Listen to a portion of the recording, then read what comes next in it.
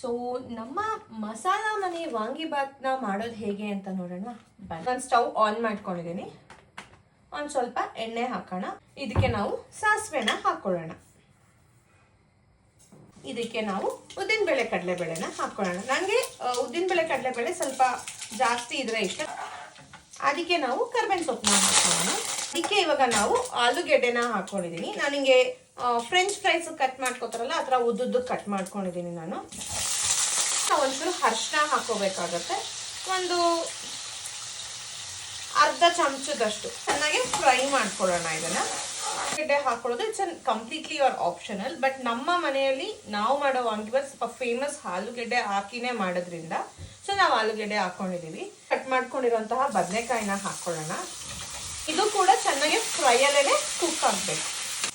So ಈಗ ನಾನು 1 glass of rice ತೊಗೊಂಡಿರೋದು. ಅದಕ್ಕೆ ಎಷ್ಟು ಕ್ವಾಂಟಿಟಿ ಆಫ್ ಸಾಲ್ಟ್ ಬೇಕೋ ಅಷ್ಟು ಸಾಲ್ಟ್ ನಾನು ಇವಾಗಲೇ ಹಾಕ್ತಾ ಇದ್ದೀನಿ. ಎಸ್, ವಾಂಗಿಬಾತ್ ಅಂದರೆ ಬದನೆಕಾಯಿಂದ ಮಾಡೋದೇನೆ. ಬಟ್ ಅಲರ್ಜಿ ಇರೋರು ಟ್ರೈ ಮಾಡಬೇಕು, ನಮಗೂ ಕ್ರೇವಿಂಗ್ ಆಗುತ್ತೆ ಅನ್ನೋರು ಕ್ಯಾಪ್ಸಿಕಮ್ ಹಾಕೊಂಡು ಟ್ರೈ ಮಾಡ್ಬೋದು. ಒಣ ಬಟಾಣಿ ಇರುತ್ತಲ್ಲ, ಅದನ್ನ ನೆನೆಸಿ ಬೇಯಿಸಿ ಇಟ್ಕೊಂಡಿರೋಂತಹ ಬಟಾಣಿನ ನಾನು ಹಾಕ್ತಾ ಇದ್ದೀನಿ. ನಾನು ರೈಸ್ ಮಾಡ್ಕೋಬೇಕಾದ್ರೆ ಒಂದು ಬೌಲಲ್ಲಿ ಮೇಲ್ಗಡೆ ಬಟಾಣಿನೂ ಕೂಡ ಇಟ್ಟು ಬೇಯಿಸ್ಕೊಂಡಿದ್ದೀನಿ ನಾನು.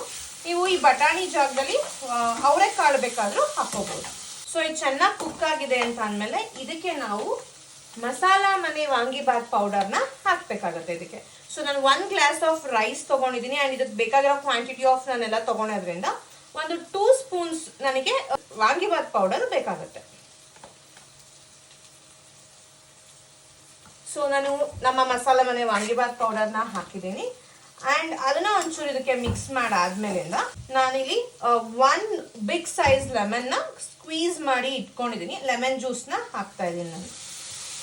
ಸೊ ಇಫ್ ಲೆಮನ್ ಜ್ಯೂಸ್ ಬೇಡ ಅನ್ನೋರು ಅದೇ ಒಂದು ಬಿಗ್ ಸೈಜ್ ಬದಲು ನಾರ್ಮಲ್ ಸೈಜ್ ಲೆಮನ್ ಏನಿರುತ್ತಲ್ಲ ಆ ಸೈಜಿಂದು ಹುಣಸೆ ಹಣ್ಣನ್ನ ಮುಂಚೆನೆ ನೆನೆ ಹಾಕೊಂಡು ಅದದ್ದು ಗೊಜ್ಜನ್ನು ಕೂಡ ಇದಕ್ಕೆ ಹಾಕೋಬಹುದು. ಆಪ್ಷನಲ್, ನಿಮ್ಗೆ ಐದರ್ ದಿ ವೇ ಯಾವ್ದು ಬೇಕೋ ಅದು ಕಂಫರ್ಟಬಲ್. ಇವಾಗ ಹುಣಸೆ ಹಣ್ಣು ನೆನೆ ಹಾಕಕ್ಕಾಗಿಲ್ಲ ಅನ್ನೋ ಈ ವಾಂಗಿಬಾತ್ ಗೊಜ್ಜಿಂದು ಗ್ರೇವಿ ರೆಡಿಯಾಗಿ ಮಾಡ್ಕೊಂಡಿರೋ ರೈಸ್ನ ಇದಕ್ಕೆ ಹಾಕೋಬೇಕಾಗತ್ತೆ. ಸೊ ಇದನ್ನ ಚೆನ್ನಾಗಿ ಮಿಕ್ಸ್ ಮಾಡೋಣ. ಸೊ ನೀಟಾಗಿ ರೈಸ್ಗೆ ಮಿಕ್ಸ್ ಆಗಂಗೆ ಮಿಕ್ಸ್ ಮಾಡಿದ್ಮೇಲಿಂದ ವಾಂಗಿಬಾತ್ ತಿನ್ನೋದಕ್ಕೆ ರೆಡಿಯಾಗಿರುತ್ತೆ. ಸೊ ನಮ್ಮ ಮಸಾಲ ಮನೆ ವಾಂಗಿಬಾತ್ ಪೌಡರ್ನ ಯೂಸ್ ಮಾಡಿರೋ ವಾಂಗಿಬಾತ್ ಇದು. ಸೊ ಇದನ್ನ ಕುಕುಂಬರ್ ಮತ್ತೆ ಕರ್ಡ್ ಜೊತೆ ನಂಚ್ಕೊಂಡು ತಿನ್ನೋಕ್ಕೆ ತುಂಬ ಚೆನ್ನಾಗಿರುತ್ತೆ. ಸೊ ನೀವು ಕೂಡ ನಿಮ್ಮ ಮನೇಲಿ ಟ್ರೈ ಮಾಡಿ. ನಿಮ್ಗೆ ಏನಾದರೂ ಈ ಪ್ರಾಡಕ್ಟ್ಸ್ಗಳು ಬೇಕು ಅಂತಂದರೆ ಕಮೆಂಟ್ ಸೆಕ್ಷನಲ್ಲಿ ಕಮೆಂಟ್ ಮಾಡಿ ಆರ್ಡರ್ ಮಾಡ್ಕೋಬಹುದು.